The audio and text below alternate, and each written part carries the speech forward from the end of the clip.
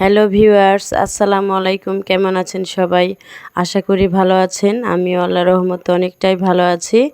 অনেক দিন পর আপনাদের মাঝে একটি লং ভিডিও নিয়ে হাজির হলাম। আশা করি সবাই পাশে থাকবেন। তো এই ভিডিওটা ছিল রোজার ঈদের পর আমরা বেড়াতে গিয়েছিলাম অনেক দূরে, সেই ফরিদপুর জেলায়। তো ফরিদপুর জেলায় আমার এক আত্মীয় আছে, আমার এক আন্টির বাসায় বেড়াতে গিয়েছিলাম। তো সেখানে যাওয়ার পরে আন্টি আমাদেরকে পিঠা পায়েস খাওয়াবে, এই জন্য এখানে আমরা চাল গুঁড়ি করছি। তো আমার মেয়ে প্রথমে চাল ঢেঁকিতে পাড় দিচ্ছিল। তো ও ছোটো মানুষ, ও পারে না, এই জন্য আঙ্কেল ওকে দেখিয়ে দিচ্ছে। তো আমরা সবাই অনেক আনন্দ করেছি বেড়াতে যেয়ে। তো যেহেতু আমাদের শহরে এরকম ঢেঁকি দেখা যায় না, তো আগে অনেক ছিল কিন্তু এখন দেখা যায় না। তো এখন একটু গ্রামের দিকে গেলেই দেখা যায়। তো ফরিদপুর জেলায় প্রায় বাড়িতেই আছে এই ঢেঁকি, আর তারা ঢেঁকিতেই চাল গুঁড়ি করে এরপরে পিঠা বানায়। তো আমরা খুবই আনন্দ উল্লাস করেছি। ঢেঁকিতে চাল কুড়াইছি, এরপরে যত ধরনের পিঠা পায়েস খেতে চেয়েছি সবগুলি আমাদেরকে তৈরি করে দিয়েছিল। আমার সেই আন্টির বাসায় আমরা অনেক আপ্যায়ন পেয়েছি।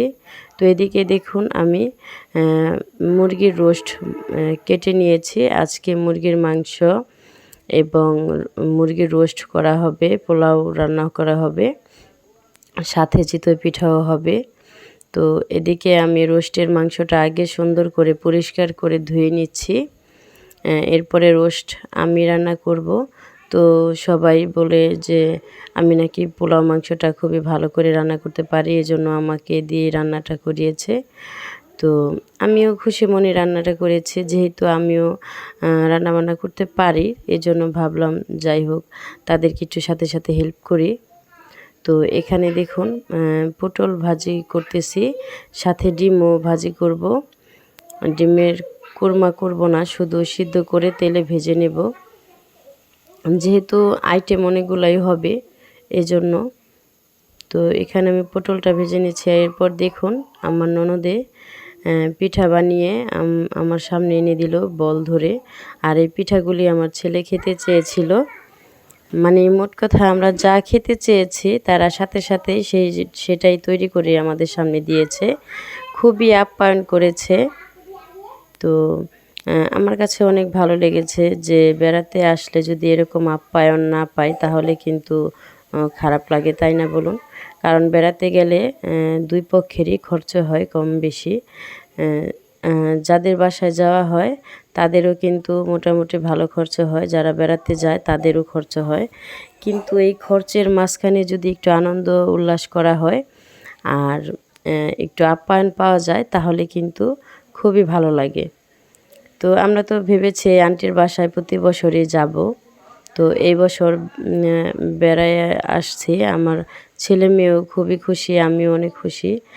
তো আবারও আল্লাহ যদি বাঁচায় রাখে তাহলে আবারও যাব, প্রতি বছরই যাব নিয়াত করেছি।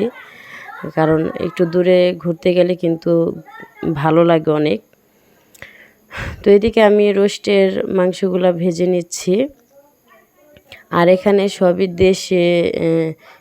দেশি মুরগির ছিল, তারা ফার্মের কিছুই করে নাই, তাদের বাড়িতে অনেক হাঁস মুরগি গরু ছাগল আছে।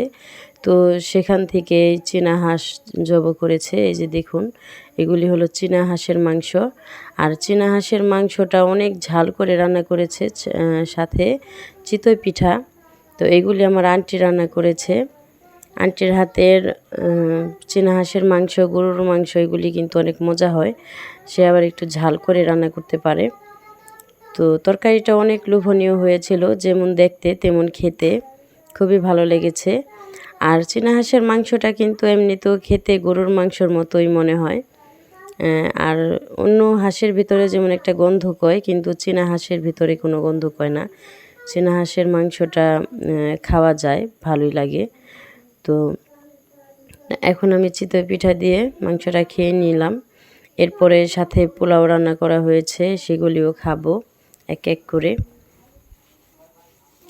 আর পিঠা পায়েস যতই খাই তবু কিন্তু ভাত বা অন্য কিছু না খেলে কিন্তু ভালো লাগে না। পিঠা খেলেও কিন্তু একটু ক্ষুধা থেকেই যায়, পেট মানে ভালোভাবে ভরে না। এজন্য পিঠার পাশাপাশি পোলাও রান্না করা হয়েছে। তো এখন আমার খাওয়া শেষ পিঠা, এখন আমি পোলাও এবং রোস্ট খেয়ে নেব। আর এই যে পোলাও রোস্ট এগুলি তো আমি নিজেই রান্না করেছি। আর রান্নাটা খুবই মজা হয়েছিল। রোস্ট রান্নাটা খেয়ে সবাই প্রশংসা করেছে। তো আমি সবসময় যেহেতু বাড়িতে পোলাও মাংস এগুলি রান্না করি, এজন্য আমি পোলাও মাংসটা সব জায়গায় রান্না করতে পারি। বিরিয়ানি বলেন, পোলাও, এরপরে রোস্ট, গরুর মাংস এগুলি ভালোই মোটামুটি রান্না করতে পারি। কিন্তু পিঠাও পারি, চিতই পিঠা আল্লাহর রহমতে ভালোই পারি। যাই হোক, তো আমরা বিকেলে দুপুরে খাওয়া দাওয়া শেষ করে বিকেলের দিকে বাঙ্গি খেতে গিয়েছিলাম, আন্টিদের বাঙ্গি খেতে। তো আন্টি আমাদের নিয়ে গিয়েছিল যে চলো তোমাদের বাঙ্গি ক্ষেত ঘোরায় নিয়ে আসি। তো এদিকে এসে দেখলাম যে অনেক বাঙ্গি ধরে ধরে পড়ে আছে, খাওয়ার মানুষ নাই।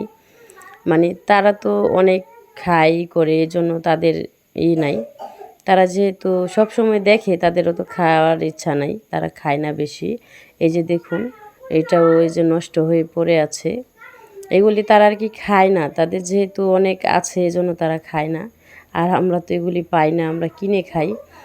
আর এদিকের এই ফরিদপুর জেলার বাঙ্গিগুলি অনেক মিষ্টি, আমাদের এখানে চাইতে ওই জেলার এইগুলি অনেক মিষ্টি হয়। আর খুবই ভালো লাগতেছিল এই ওয়েদারটা, বিকেলের ওয়েদারটা খুবই ভালো লাগতেছিল। আর এই যে দেখুন বাঙ্গি কিভাবে নষ্ট হয়ে পড়ে আছে। আর একদম কি যে এই বাঙ্গি বলে যে বাইলা বাঙ্গি, এই বাঙ্গিটা খেতে কিন্তু খুবই মজা। তো আমরা তো বাঙ্গি খেতে এসে মনে করেন যে যেভাবে পেরেছি ভেঙে খেয়েছি।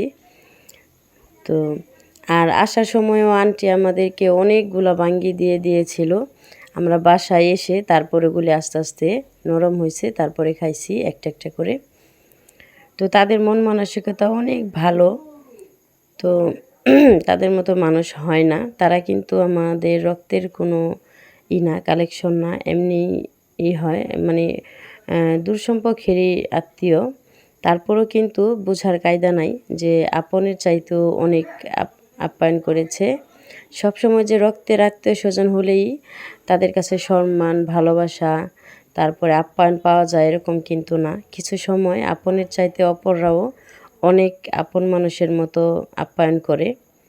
তো এই আন্টিটাও কিন্তু ওরকমই। অনেক বছর আগে, 9-10 বছর, 15 বছর হবে, 15 বছর আগে আপনাদের ভাইয়ের সাথে আর কি পরিচয় ছিল এই আন্টিদের। তাদের সাথে পরিচয় হওয়ার পরে থেকে আমাদের যাওয়া আসা। তো আজকের